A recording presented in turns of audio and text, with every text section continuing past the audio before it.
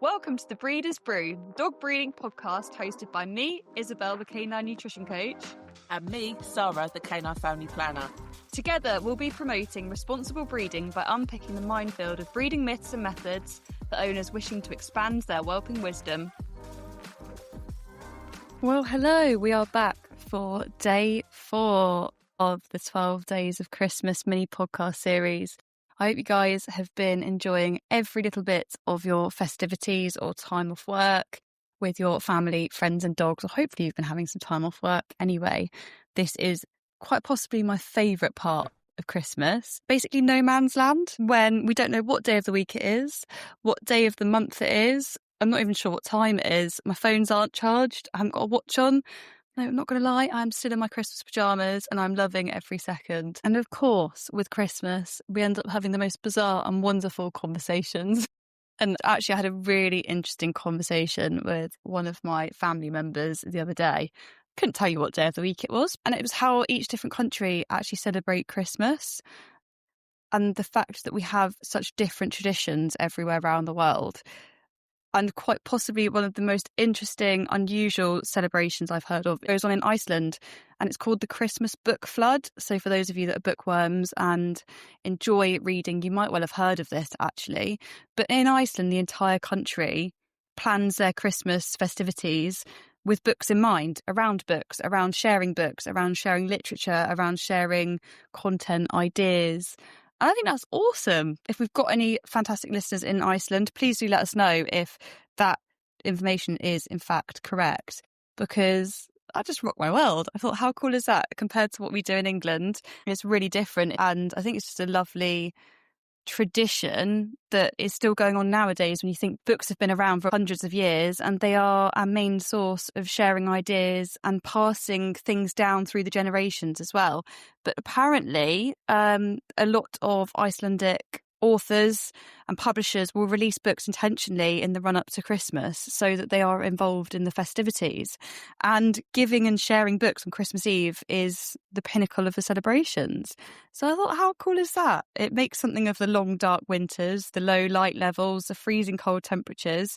Not to mention the fact it obviously offers great benefit to the whole society because it's improving literacy rates and they're really affordable gifts as well. So everyone hopefully feels the joy of Christmas. Anyway, books alone. There you go. There's an interesting tip for you.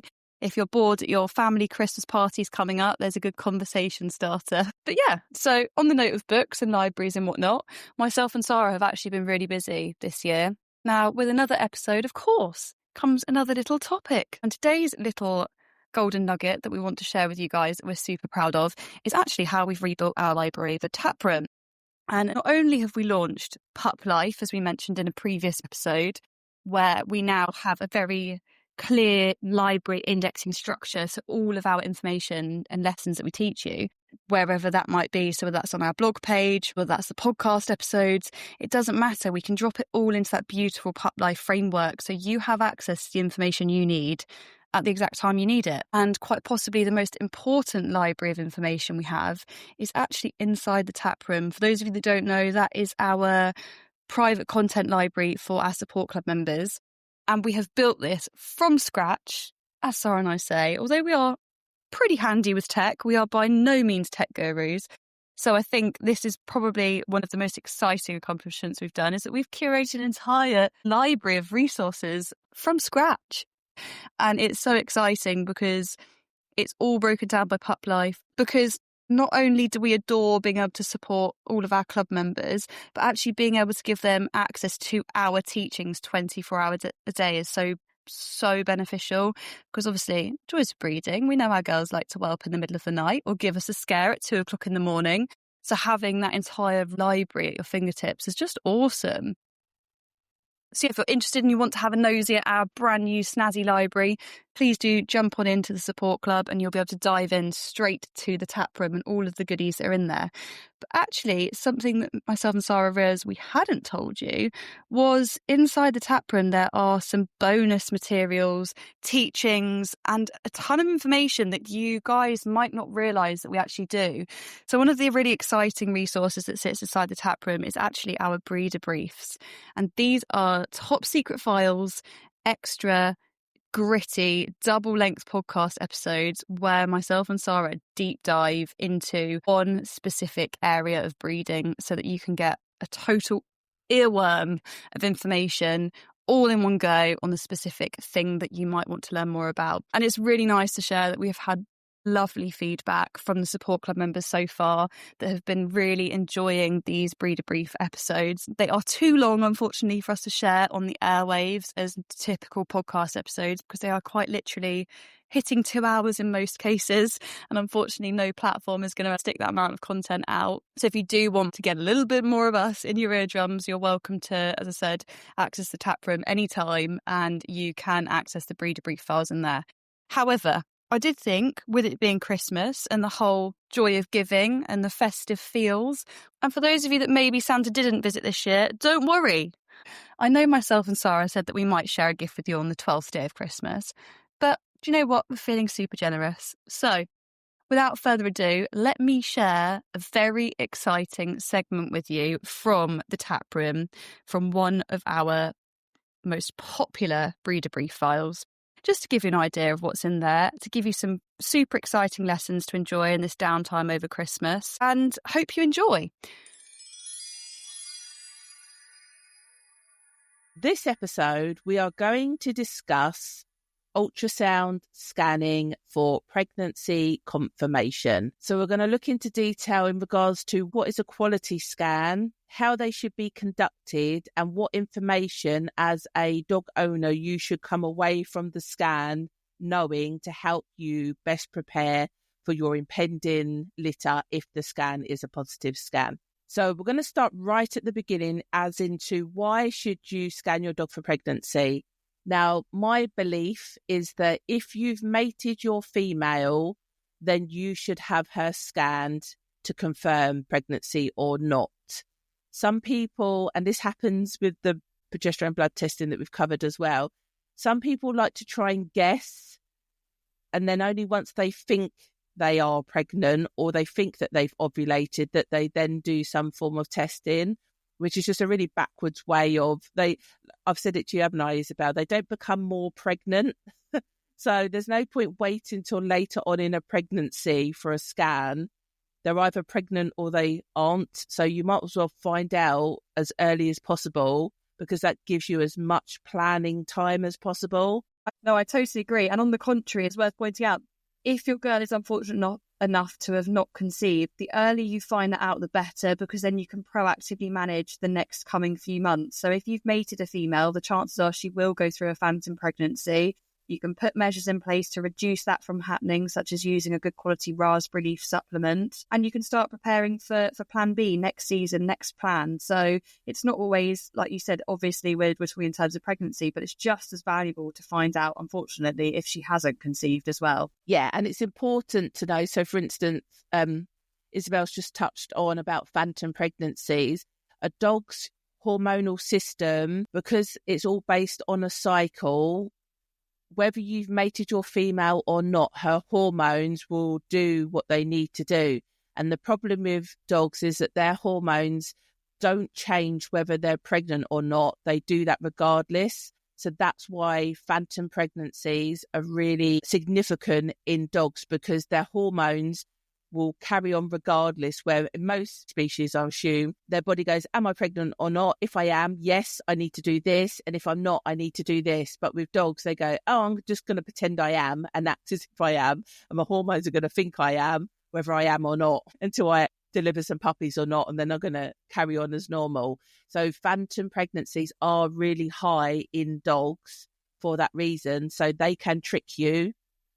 And I tell you now, typically when I have scan clients in, if the person says, before I've even had an opportunity to scan, I'll eat my hat if this dog isn't pregnant, it probably isn't pregnant. And typically what's happening is they're showing, it's like a hyper level of pretend pregnancy. So they've gained weight, and sometimes they've gained weight because the owners have already started feeding them up in hope that they are. So they've altered their diet, they've already increased their food or given them extra tidbits. So they've gained weight because of the owner wanting them to be pregnant, and they've adjusted their diet for these puppies. when they're not, or that they're not used to looking at their female and observing their female after a season. And she might bloat, she might carry a bit of excess water that's changed her body shape, which normally she might have slightly bigger teats. Normally you wouldn't pay any attention to because you haven't mated that female, so you know she's not pregnant. But as soon as you've mated a female, you start looking at all these signs thinking, oh, she must be pregnant then. Oh, she's definitely pregnant. But no, for all you know, she did that all the time. It's just that you've never paid any attention to it. And so for that reason alone, I go back to my point of if you've mated your female, you should always scan her. And likewise, a mated female should always be scanned because there are other symptoms such as a dog being lethargic, a dog abdomen size changing, general unwellness, general sickness. All of those signs can actually be a sign of pyometra, which is a uterus infection. Yet all of those signs are exactly the signs that look like a pregnancy as well. So you could be having genuine symptoms and signs and it still not be pregnancy. It can still be something a lot more sinister, such as pyometra, which is fatal if left untreated. It's funny you should say that, actually, Sarah, because it was only a couple of days ago I saw in a very prolific whelping community, someone had posted up a picture of their bitch having some minor discharge at around the 21-ish day mark, from what I recall from this post. And she was really concerned. Does this mean there's no puppies? Does it mean this is illness? And the number of people commenting underneath the post saying, pyo, pyo, pyo, pyo, straight to the vet.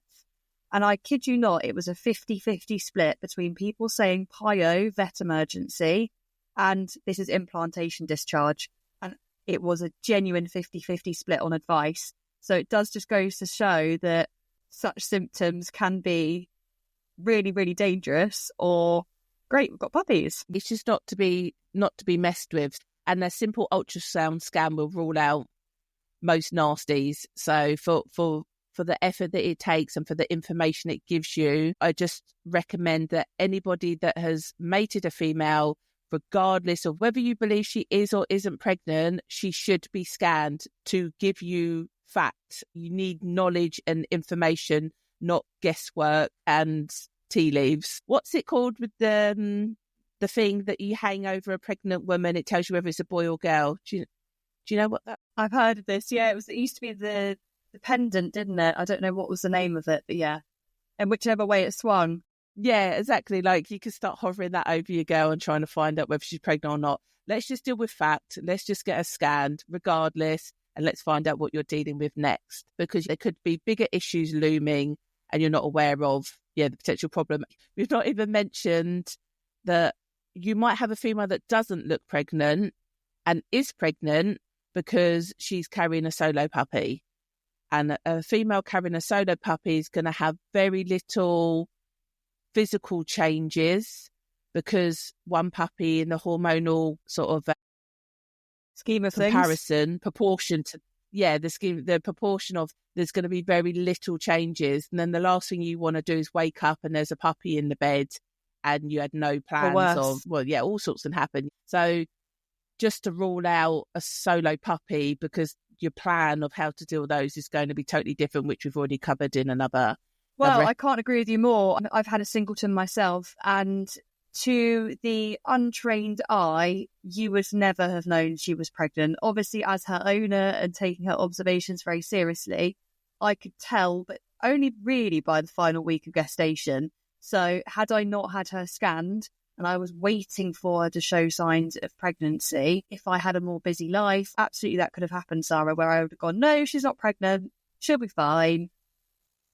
And it would have been a completely different outcome. Yeah, or what you might have done, because you know her, you'd be like, oh, she's definitely pregnant because I know her demeanour's changed. Yes. And then you would have started feeding her up, and then you would have ended up with one huge puppy. Then would have also been a drama. So it literally works both ways. It's just not even worth not scanning your dog. Just honestly, please, just scan your dog.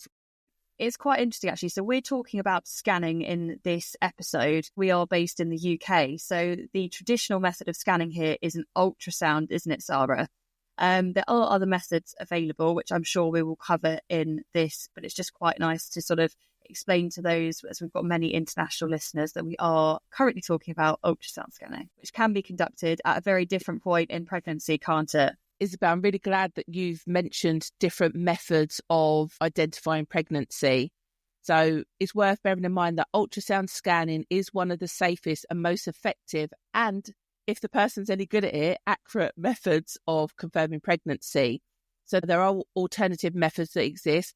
A human pregnancy kit will not work. Testing a dog's urine will not work and will not accurately identify pregnancy. So don't bother buying any human pregnancy kits and trying those. There is a pregnancy kit that does exist, but it's a blood test related kit.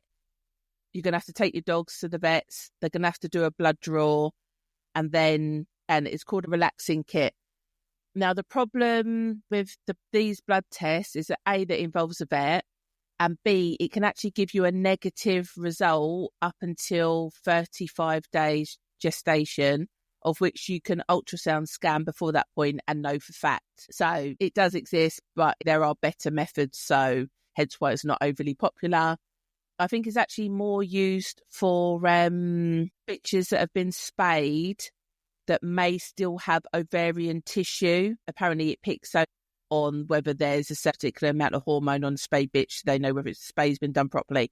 So I think it's actually more useful for that than actually identifying pregnancy in a dog. Then obviously you've got the old school abdominal palpation, which generally is from 21 to 35 days.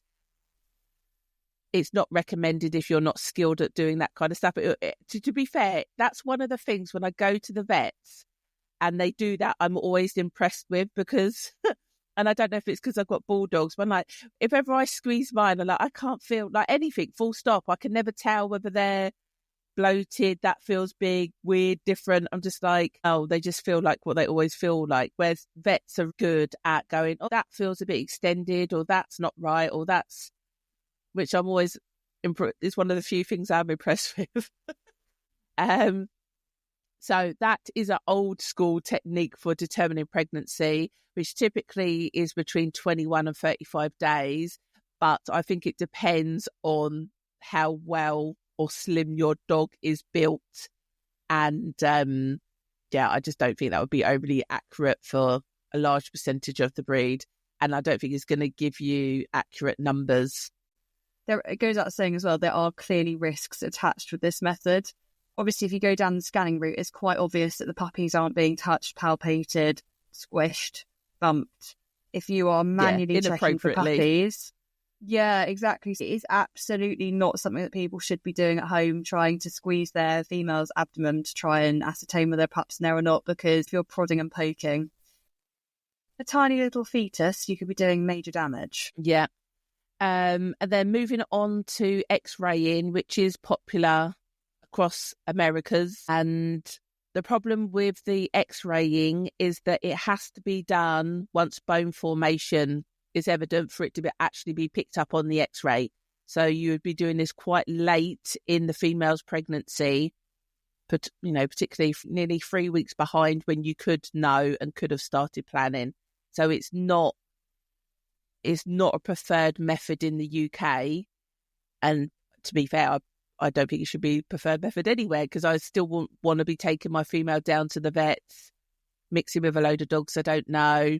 I don't know whether they're sedating them or not, but I wouldn't want to be firing X-rays through puppies and that kind of stuff. So it's not anything that I ever have done and unlikely ever will do, because thankfully we have ultrasound scanning as an amazing alternative. It goes without saying, obviously, anyone that works in the clinical healthcare setting in the UK will be more than aware of the dangers of X-ray radiation.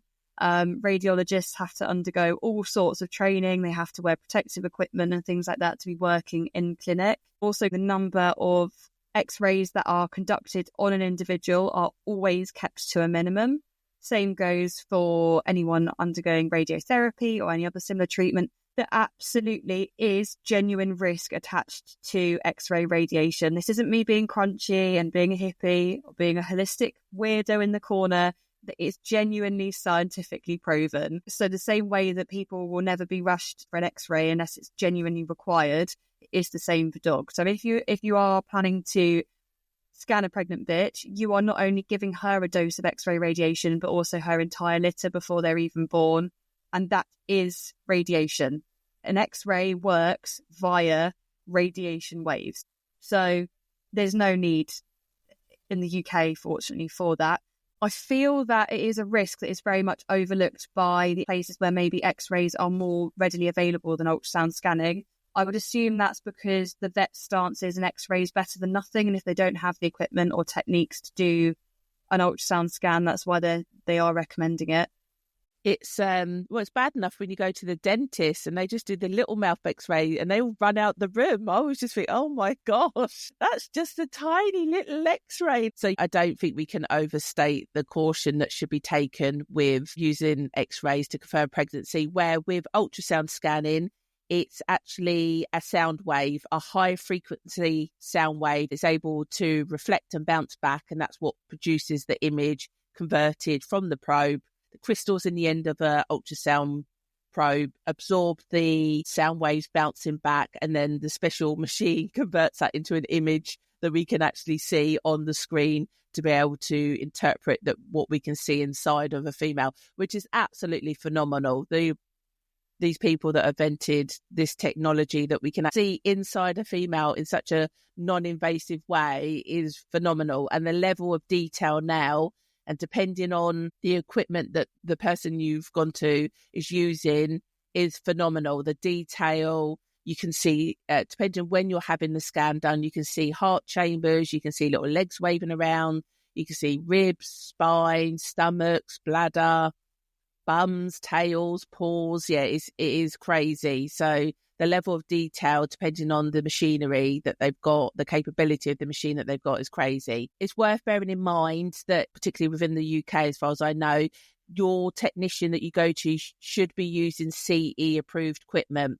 So I'd be a little cautious about equipment that's purchased on eBay that may not have been built and constructed to the same requirements that are needed within the UK. But CE approved equipment means that it meets all relevant EU product safety directives. So it's safe, it's super safe, as long as they've purchased good equipment from a sound supplier and comes with all the right labels on it and that kind of jazz. So you hope that if they're offering it as a service, that they're buying their equipment from someone or company that's met all those requirements. So let's move on. How do we find a scanner? Where would somebody look to find? I call them scanners in the UK: scanners, technicians, scan lady, scan man, mobile scanner. Probably saved in many people's phones as dog lady or dog man or something. But nowadays within the UK, there are people that offer a mobile service, so they can literally come to your house. You don't even need to leave your house. The convenience of it is phenomenal, which is especially good for females that don't like travelling. They might have a phobia of vets. So even if your local vet practice has an ultrasound scanning machine that's of the latest technology, which is probably unlikely, and we'll come on to vet scans in a minute. If you've got a female, doesn't like travelling, doesn't necessarily like your vet, or you just don't want to stress them out unnecessarily, they can be in their own home, in their own environment, and somebody can scan your dog, and which means you get to be there, you get to be present, you can make her comfortable. And then you also got people, and it might be the same people, where they actually have some kind of clinic set up and you can go to them. It's a non-veterinary environment, so generally most dogs are quite comfortable there because there's no sense of a negative association. You have options. Typically it depends on if somebody's going to come to you, it's going to be a bit more expensive because they've got mileage involved than if you go to them. So how would you recommend finding a scanner, Isabel? This is a tricky one. Nowadays, joys of technology and social media, 1,000,001 different places to find a recommendation. Generally, us dog people have dog friends, much like Sarah and I are friends. You know, you end up building a bit of a dog network. So I think the most obvious place that people generally start is ask around, ask your local dog community, because the chances are someone there will have had a litter and will have used a scanning person. Doesn't mean to say that the recommendation you're going to get is a good one, which we will come on to how to know what a good scanner is. But it's a great first place to start, because if someone's got a personal recommendation and they had a great experience, then brilliant. Next place that's an obvious starter is Google. At least in the UK, we love a good bit of Google. Most insured, trained scan technicians will have a website. So having a look on their website will give you a good idea of the services they offer as well. Yeah, I totally agree with you. Word of mouth goes a long way. Having Google available, and you can literally Google like pet scanner near me and see who pops up. I think pretty much the pandemic fueled a large section of people being able to offer these services, because puppies went crazy over the pandemic, and if they're any good at what they're doing, they're still trading post-pandemic.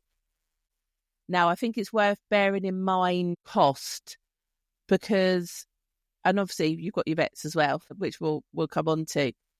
So typically, the majority of the time, vets are going to be more expensive when it comes to an ultrasound scan. And it's because if they don't have the technology site, they're basically going to book you in with one of their consultants that specialises in sonography and will be massively, massively overqualified to confirm a pregnancy. But that's what they're going to do because they don't have the technology. So they can they can help you. Now, typically, once you start involving specialists and set like consultation times, then that's going to make your scan more expensive.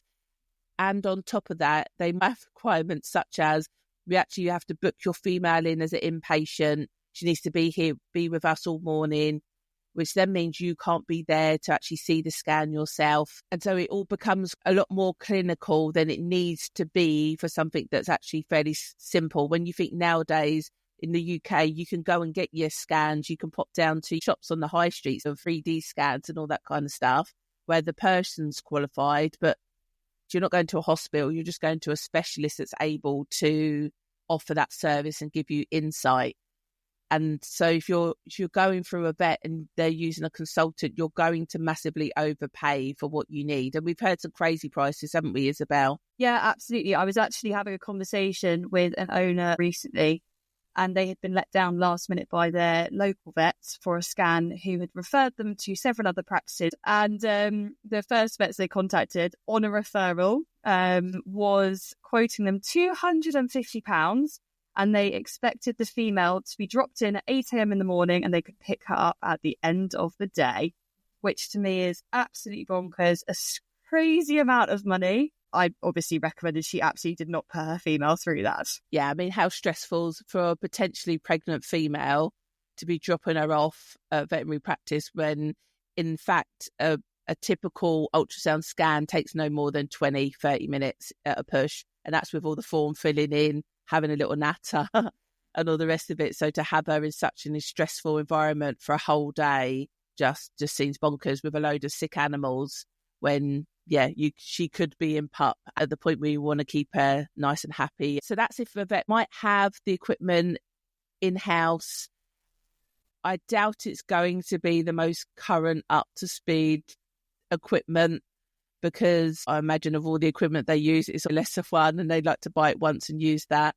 And then, so they might be cheaper for that reason because they've got the equipment in-house and they've got it, that's fine. But then you have concerns about how often do they conduct a pregnancy scan? How accurate are they doing it?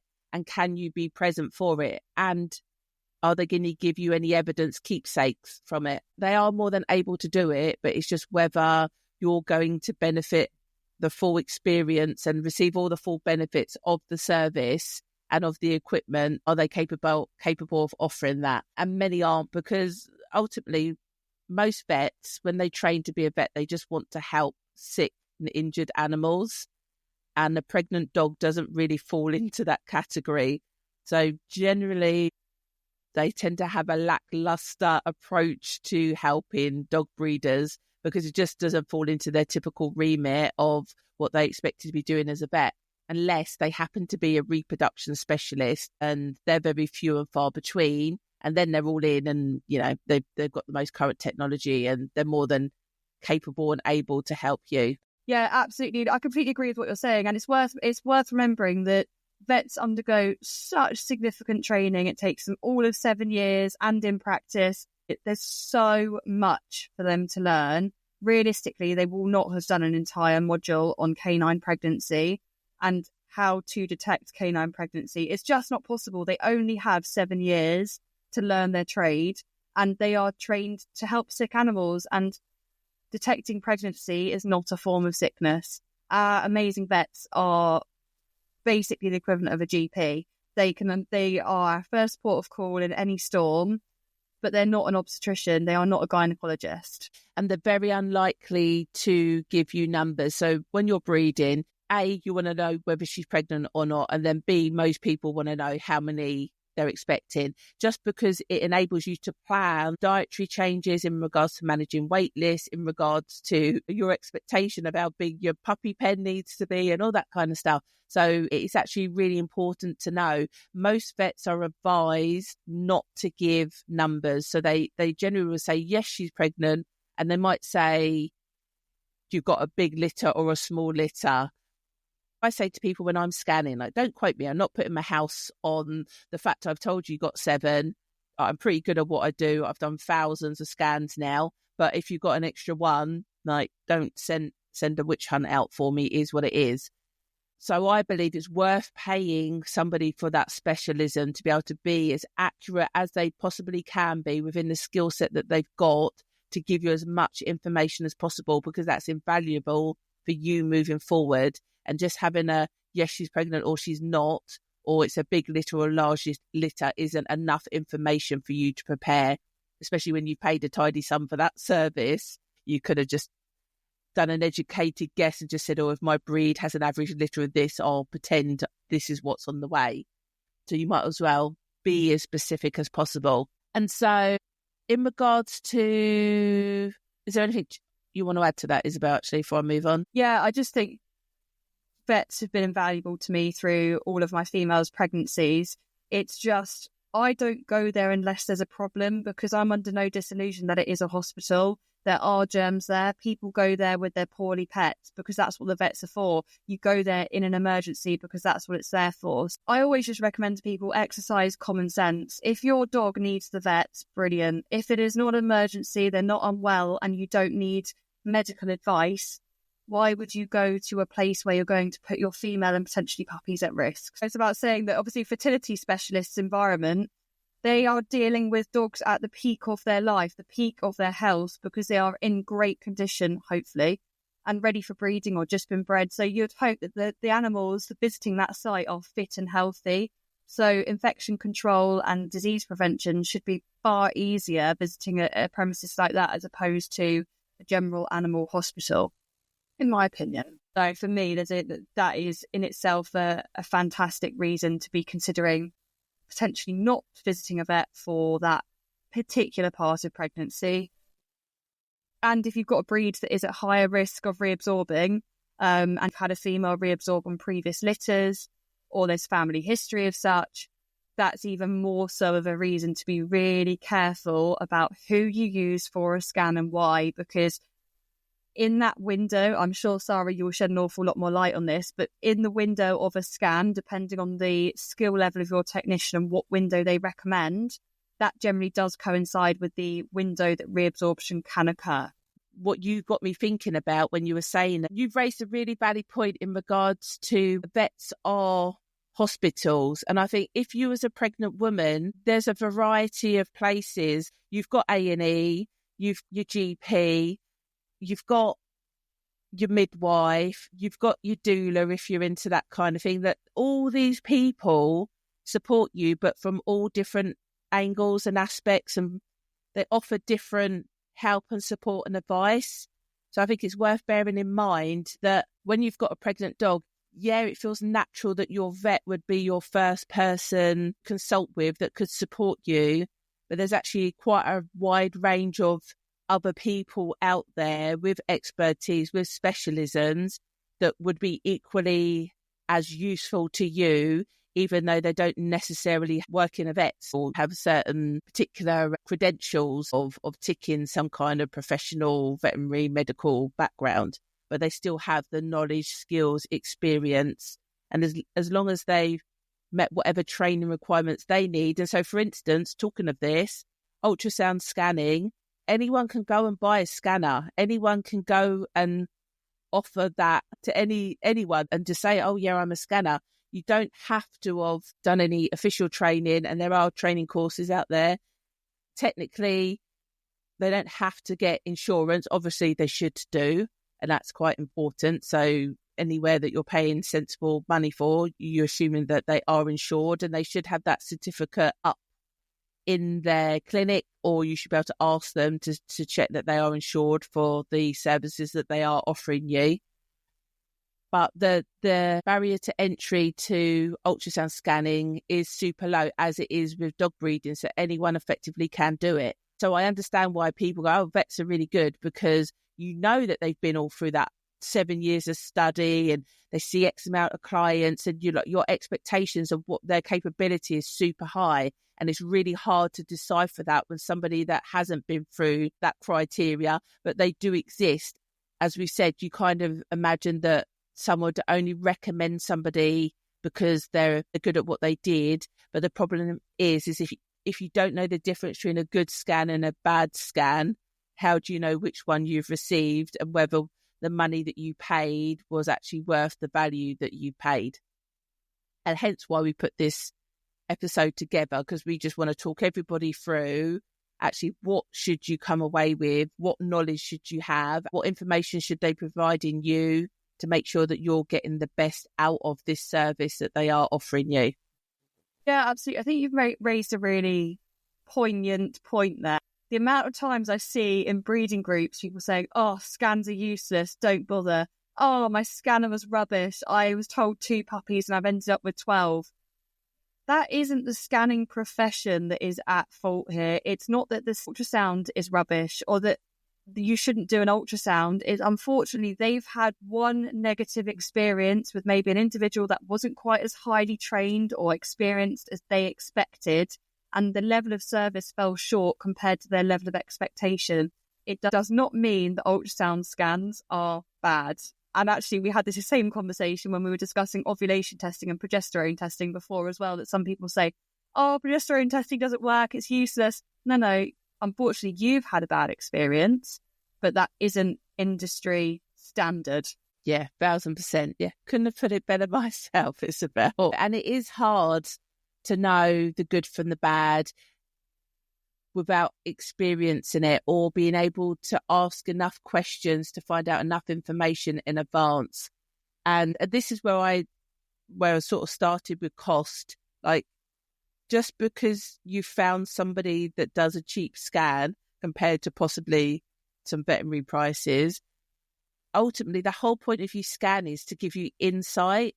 So if that cheap scan doesn't give you insight, pay a bit more to get the insight that you need. If you just want someone to go, yes, she is pregnant or not, then great.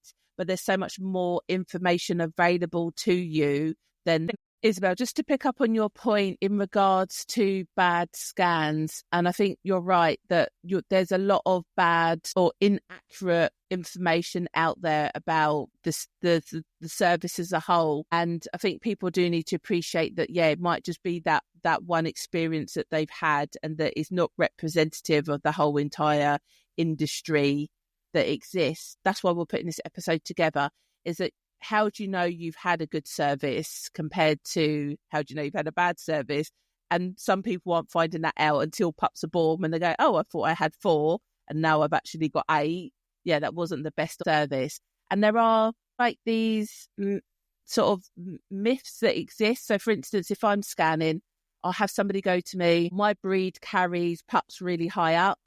Like, if I had a penny for every time someone that said that to me, I'd be like a really rich lady. And the irony of it is that, well, they can't carry them past their diaphragm, otherwise they'd be in the lungs, wouldn't they? Like, and no puppies are held in the lungs. So how high up is high? And it's rubbish. Like, I get it if someone's had a scan, and some people might just put the probe on. We'll talk through scanning in a minute, but you need to find an anchor point, and then you work from that point and you keep going back to that point. That's how you don't get lost. And so the easiest anchor point is a bladder. And interestingly, when you're scanning dogs, an empty bladder is preferred to a full bladder, which in humans a full bladder is preferred. If someone just found the bladder, put the probe on and literally moved it a tiny amount and said, yeah, there's pups or there isn't, I get it. Yeah, they haven't scanned the entire abdomen of that female, but they're not high up. They're just that person hasn't made the effort to move the probe to actually go and find them. And if there is a breed that does carry pups high up, and I can't say there is a breed, generally every female may carry their puppies different. I say some carry them like in twos up the body, some hold them across the body like in a wall. It's all different.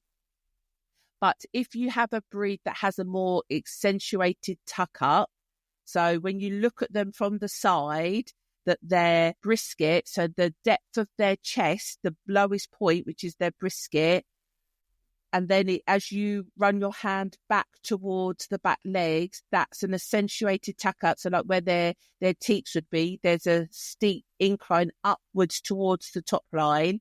Then that's an accentuated tuck up. So it's a deep chested breed.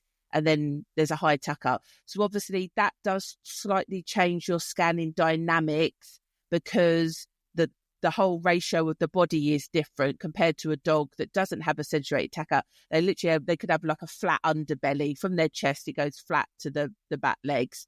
Then there is no angles to work around effectively. It's still not high up in their body. It's just that the way that it's going to capture the image, the distance is slightly shorter, that's all. It's just how the image is caught. So there is no breed, there is no set breed where you go, oh, they all carry them high up in this. They don't. It's just that person doing the scan just needs to move the probe around and actually go and find the puppies and see where they are.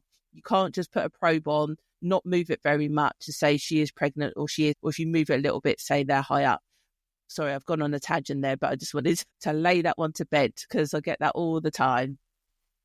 So all females can carry puppies however they want to, and it will depend on the length of their horns, of their uterine horns, to how they're carried. And the horns aren't fixed. I was going to say, it's a really good point to go into detail and explain the shape of a uterus, actually, Sarah, because as we've said, the female can only carry puppies in her uterus. They can't go up to the lungs, they can't go lower. That's where the puppies are. So as a human, we'd have all done biology and sex ed at school. We know roughly the shape of a uterus. It's kind of like a triangle, and it just sits in the middle of a female human's stomach. It's worth pointing out is a dog's uterus, where they carry the puppies, is a completely different shape to a human's. Yeah, it's effectively shaped like a wishbone, so like a Y shape. You think of a capital letter Y, that's how it's shaped. And at the top ends of the Ys, the bit sticking up, that's where the actual ovaries are. The eggs from the ovaries are released into the horns, and then they bounce down. They're fertilized in that space. They're bounced down, and they will find somewhere to implant into the V shape of the Y, basically, is the horns. Now, where the bottom of the V joins the base of a Y, that's where the cervix is. When a vet does a TCI, transcervical insemination, they are actually putting the semen into the V part of the Y, so it doesn't do any swimming because the eggs are all sitting there nicely. When we're doing a normal breeding or a standard AI, it's going through the base of the Y, and it still has to swim up to the V section and then go through and then fertilise the eggs. So ultimately what that means is there's two horns, but they're called horns. The V section are called horns. And so, but they're not fixed like the letter Y. They can move around. It's tissue. It's flexible. So it's not always particularly easy just to track a whole entire horn. Sometimes you can, like if you're scanning, you can go, oh, look, we can literally go bop, bop, bop, bop, bop. There's 4 down one horn, bop, bop, bop, bop. There's another 5 down the other horn, job done. But typically, and as the puppies grow, it becomes harder to see where the tissues are overlaying or not. And then it might just end up being like just a mass of gestational sacs. But that's actually quite a good analogy and a way to think of it, of your dog. And yeah, where certain body parts are. Yeah.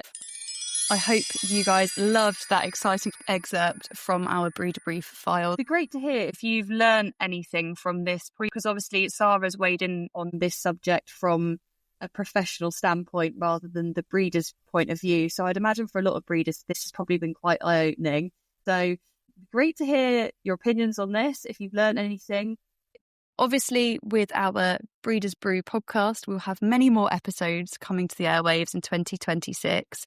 But for those of you that just can't wait, there are more inside the tap room. Isabel and I are very proactive as dog breeders, hence our names as the proactive puppy practitioners, but we're proactive pet business owners because we're in the thick of it. We're in this with you guys. The fortunate side that we have is that we actually see all the breeders. We get to speak to them face to face. They ask us the questions. So we're like, actually, no, we need to take this up to the next level because vets get these questions as well, but they're too busy firefighting other stuff. It's not important to them, but this is important to us. Let's put some current breeding information out there that's more than just speculation based on old studies when no one was scanning, no one did progesterone testing, microchipping didn't even exist, tattooing was like, that's all old stuff. The last significant breeding book most people refer to is, what do we say, over 20 years old now? The first edition might have even been nearing 40 years ago, which is insane. That's potentially, to some listeners here, that could be 2 generations above you. So on the other hand, technology and science moves on, as we all know, and it's really important that we are collecting that current information, current science-based facts to then be all planning our future breedings based on. Yeah, because, and I think this comes down to the type of people that Isabel and I are. That's why we're doing this podcast. It's not because we haven't got anything else to do with our life. Trust me, we have. But there's so much information out there now that isn't being articulated to a bigger mass of people on a bigger spectrum, on a bigger platform. That's why we're like, no, actually, we need to do this, because if we don't do it, no one else seems to be willing to do it. So we're going to pull our finger out and do it. And this is no different. Technology moves on. I talk quite frequently to people about ChatGTP. They're asking me about stud contracts, puppy contracts. How do I do this? I'm like, use ChatGTP. Most people have heard of artificial intelligence, different AI to what we're normally talking about, but they haven't really understood how they apply those. No one's gone up to and said, as a breeder, you could use AI in this way, artificial intelligence this way. It's not until I'm having conversations with people saying, you need to give that a go because I've tried this and it works. So we're trying to be the gap. We're trying to bridge the gap. And as we said, one of the most credible breeding books was written over 40 years ago. It was revised 20 years ago. And all what's out there is so dated nowadays. So we're trying to be at the forefront of passing on that information and just to help you think a little bit differently. And hopefully by doing that, improve your breeding program and the way that you breed puppies. That's ultimately all that we're hoping for. So you need to come to the support club and be in the loop of all of that type of information. Yeah, exactly. And I think that's why we're so excited for what we've got in store for the podcast in 2026, because it's just founded on so much passion and we can't wait to share more episodes with you guys. But in the meantime, obviously, we'll be back again tomorrow with our next episode of the Christmas mini-series before we do get started with the really exciting things that are to come in 2026. But that's enough of that. Be sure to enjoy the rest of your downtime with your beautiful dogs and your family and everybody else that you hold so near and dear. Kick your feet up, relax. Now's the perfect time to really reflect on what you've achieved in 2025, what you want to go on to achieve in 2026, and how you can improve your breeding practices and your dogs' lives. So, wishing you a lovely day, and we'll be back in your eardrums, no doubt, tomorrow. Over and out from me. Bye-bye. Bye.